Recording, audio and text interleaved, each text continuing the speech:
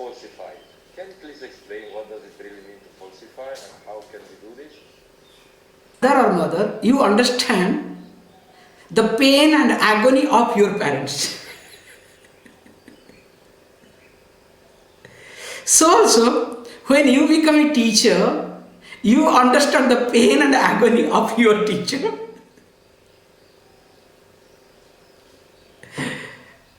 So, coming back.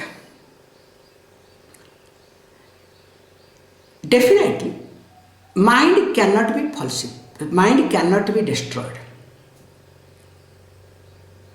Because as long as body is there, as long as you are alive, that long mind has to function. In fact, if you observe, if you want to destroy your mind, that is what we call clinically brain dead. Destruction of the mind is clinically called as brain dead. And as you know, if the brain is dead, how long the body can survive? Definitely not that long, unless you take completely support. So that means, again, how the brain dead happens? Some hemorrhage has to be there. So that means this mind destruction is not possible by the mind. This much is very clear.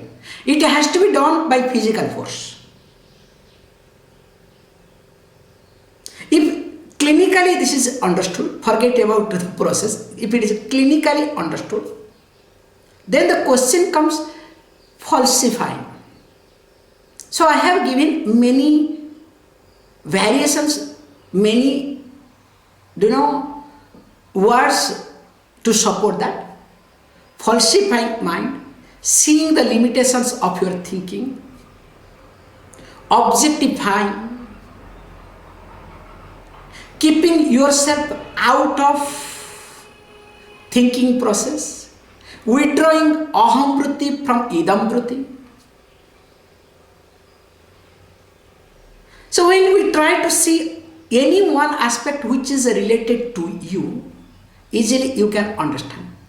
And moreover, falsifying mind can happen in two ways.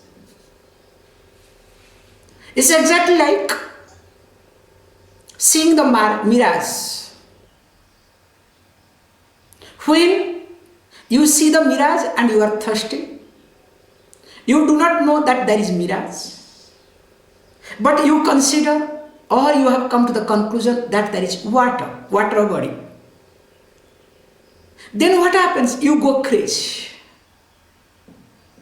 Because you consider this as truth. And moreover, whether you consider or not, the thirst in you pushes you not to analyze anything other than seeing the mirage only as water body.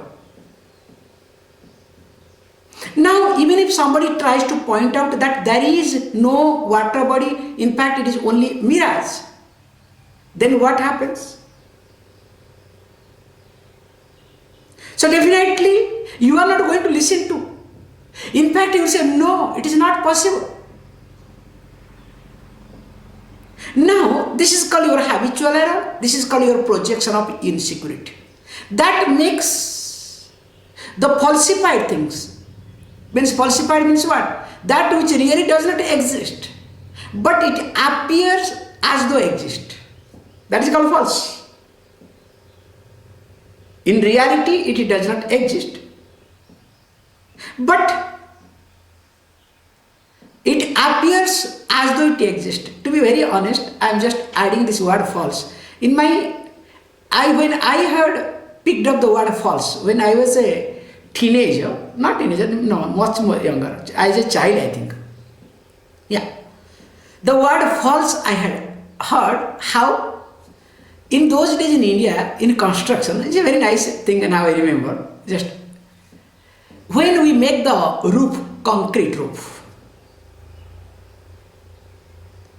those days what they used to do, I had seen in Odisha. There was no centering materials. Nowadays, all this thing, fix it, tuck, tuck, tuck, tuck, and do it. In those days, it was not there. So they, in the bamboo, they will make it nice one layer. Then on the top, they will make a false, literally, they will make a false ceiling. With the cement, cement namesake, only sand. And on the top, they will make a cement proper job. Then on the top, this concrete will stand. And they used to call those days as a false ceiling, okay? But nowadays false ceiling has got different meaning, okay? Nowadays down below is called false ceiling, okay?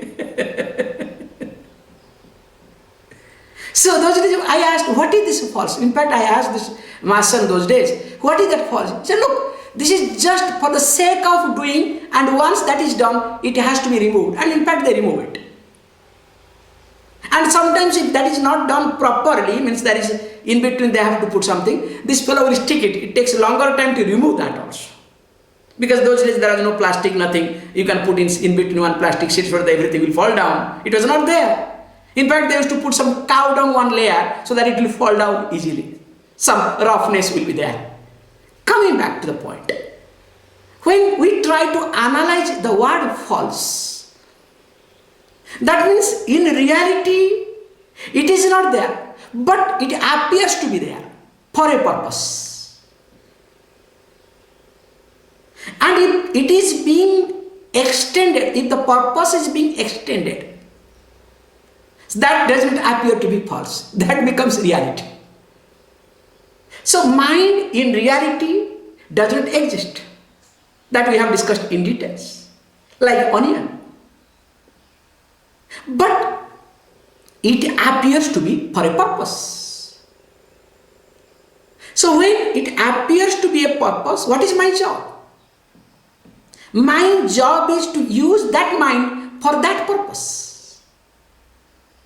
So once that purpose is being solved, I should be able to see the limitations of it.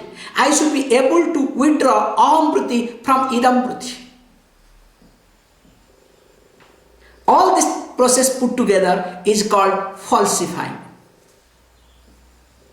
Thank you.